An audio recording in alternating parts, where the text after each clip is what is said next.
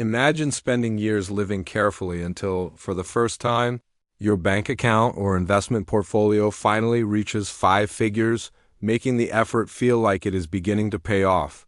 Strangely, reaching that milestone often brings a new thought that never seemed reasonable before. Maybe you finally deserve to enjoy the reward. Vacations that once felt impossible suddenly seem reasonable, and a new gadget starts looking less like a luxury and more like a long overdue reward. A few months later, the balance that once felt exciting quietly stops growing and, in some cases, slowly begins moving backward without attracting much attention.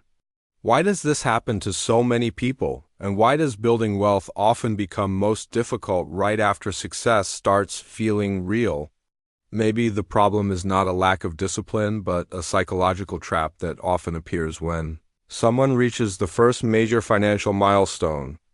Welcome to The Margin, where we examine modern life through money, investing, work, and the small decisions that gradually shape our financial future. Today we explore why so many people remain stuck at the first $10,000, why compounding still feels distant at this stage, and why momentum has not yet taken over. Most people believe the hardest part is saving their first meaningful amount of money, yet the more dangerous challenge often begins right after reaching that milestone. When your balance is still small, the goal feels simple because every small increase makes tomorrow seem a little more secure than today. Once the number starts feeling large, the brain quietly stops seeing it as a foundation and begins viewing it as money ready to be spent. Psychologists describe this pattern as premature satisfaction, where the feeling of success arrives before long-term wealth has actually developed. The first milestone often creates the impression that the journey is almost over, even though the mathematics says it has barely begun. Modern life reinforces that illusion as social media celebrates visible rewards while advertising keeps suggesting that you deserve them too. Without noticing, the goal slowly shifts from building assets to upgrading a lifestyle that appears to match financial progress. This is where momentum often fades, not because income falls, but because early comfort quietly weakens long-term discipline. What makes this stage dangerous is that nothing feels obviously wrong, only many small decisions quietly changing the direction over time. But if early satisfaction is not the real cause, why does this stage feel far harder than expected before something else has even started working for you? Many people expect investing to accelerate their wealth quickly, but in the beginning almost all growth still comes from their income and personal discipline. That is why reaching the first $10,000 feels so difficult, because nearly every new dollar comes from your time, effort, and small daily decisions. Imagine trying to push an enormous steel wheel that barely moves even after your first powerful effort. The second, third, fourth, and fifth pushes feel just as heavy, making it seem as though nothing meaningful has changed. The wheel is moving, but it is quietly building momentum that your eyes cannot easily notice yet. Compounding works the same way because a small amount of capital cannot produce noticeable long-term growth at the beginning. Many people quit just before momentum begins because they assume the system failed before it had a chance to work. Charlie Munger said the hardest part of building wealth is reaching the first meaningful asset because the early journey depends almost entirely on manual effort. Feeling exhausted during this stage does not change the fact that this is simply how the earliest phase of building assets behaves. So what happens when your effort carries almost everything while compounding has barely begun to contribute? Once your savings finally look substantial, money that once felt untouchable can slowly start to feel like something meant to be enjoyed. It becomes easy to think that spending a little will change nothing, even though small choices often redirect long-term asset growth without being noticed. A technology employee in the United States once shared that after reaching a 5-figure savings balance, the money meant for investing eventually went toward a car that was never truly necessary. The car delivered convenience, but the larger loss was the financial momentum that had taken years to build. Financial momentum is far more fragile than it appears because building it can take years while interrupting. It may require only one emotional decision. Most of the time, it never feels like a major decision because it simply feels like enjoying the rewards of years of work. At that point, psychology quietly starts outweighing mathematics as satisfaction becomes more persuasive than the numbers themselves. That first asset was never the reward for the journey because it was meant to become fuel for everything that came next. Many people miss the strongest years of compounding not because they failed to save, but because they stopped just as long-term growth was beginning. The hardest part is often not accumulating the money but resisting the urge to interrupt the momentum that took so long to create. The more important change is not a bigger account balance, but the moment the way you see yourself begins to shift. As long as you think of yourself as someone who is saving money, your attention stays fixed on how much you can set aside each month.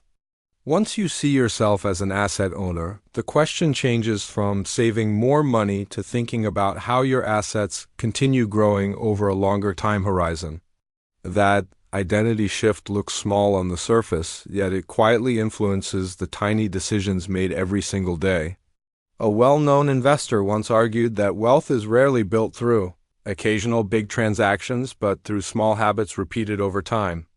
People who think of money as an asset usually consider not only today's price, but also the opportunity that could disappear in the future. Two people earning the same income can end up in very different financial positions because their identities guide different decisions over time. When identity changes, discipline feels less like a sacrifice and more like part of protecting something valuable. This is the stage where building wealth feels lighter because the long-term objective is no longer renegotiated whenever short-term temptation appears. Even a stronger identity is not enough on its own because maintaining momentum still depends on a system when motivation naturally fades. This is where we arrive at a framework called the velocity threshold, a simple way to explain why building the first $10,000 feels much harder than the stages that follow. Imagine an airplane racing down the runway with its engines working at full power while it still has not left the ground. At that stage, almost all the energy is spent overcoming resistance and building speed, much like earning the first $10,000. Below the threshold, most asset growth still comes from active work through salary, bonuses, disciplined saving, and everyday financial decisions. After crossing that point, compounding begins contributing and investment returns slowly become part of future growth instead of relying only on personal effort. That does not mean everything suddenly becomes easy, but each step begins receiving support from momentum built over time. Many people describe compounding as magic, even though it behaves more like the reward for staying patient over a long time horizon. The longer assets are allowed to keep working, the smaller the share of manual effort needed for future growth. Measuring progress only by today's visible results can miss the momentum that is quietly building beneath the surface. The first $10,000 represents the stage where momentum is still being built rather than the point where the journey is complete. Many people assume wealth comes from strong motivation, but motivation is only the spark while a system is the fuel that keeps everything running over the long term. Motivation naturally rises and falls with daily life, and some days thinking about the future simply feels harder than usual. People who steadily build assets rarely depend on how they feel because their systems continue working even when motivation disappears. One example is automation, where part of each paycheck quietly moves into savings or investments before it feels available to spend. That small change removes the need to decide whether to save every month because the system makes the decision first. With fewer decisions to make, discipline gradually becomes a routine that demands much less mental effort over time. That is why experienced investors often discuss systems more than motivation because ordinary days matter just as much as exceptional ones. Momentum is not something that suddenly appears because it grows from small actions repeated until they feel completely normal. Once the system keeps moving, the numbers can continue changing quietly while your attention shifts to other parts of life. Financial freedom begins to look different when a reliable system keeps moving forward without demanding constant effort every single day. Imagine an airplane accelerating down the runway, where the hardest part comes just seconds before the wheels finally leave the ground. Building wealth follows a similar pattern because the early stage depends almost entirely on your own effort. Every dollar you keep is quietly building momentum, changing how money works for you long before the difference becomes visible. Many people stop right before the process begins to look different because they mistake slow progress for no progress. Modern life often pushes every raise toward a more expensive lifestyle, making visible spending feel expected. Long-term wealth usually grows quietly long before anyone else notices what is happening. The beginning often feels lonely because choosing investing over instant rewards rarely attracts attention. Those quiet decisions gradually create more freedom, not only in spending but also in how you choose to live. The journey is measured less by speed than by your ability to keep moving in the same direction despite constant distractions. In the end, the people who keep moving are often the ones still making progress after everyone else has stopped. If you're still working toward your first investment or savings milestone, don't assume the slow pace means you're failing, because slow progress is a normal part of building long-term wealth. The first $10,000 is not a magical number but a symbol of the stage where discipline, patience, and small decisions still carry almost all the weight. Once momentum begins to build, the journey does not suddenly become easy, but your existing assets start contributing to future growth alongside your own effort. Don't stop simply because the journey starts feeling comfortable, since early satisfaction often interrupts the long-term effects of compounding.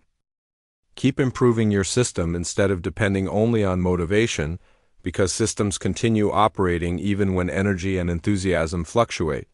Maybe the destination is not simply having more money but having more choices, less financial anxiety, and less dependence on the next paycheck.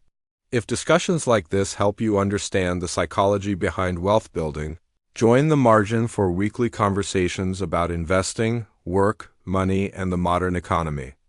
What was the biggest challenge you faced while building your first savings or investment? And was maintaining momentum harder than getting started?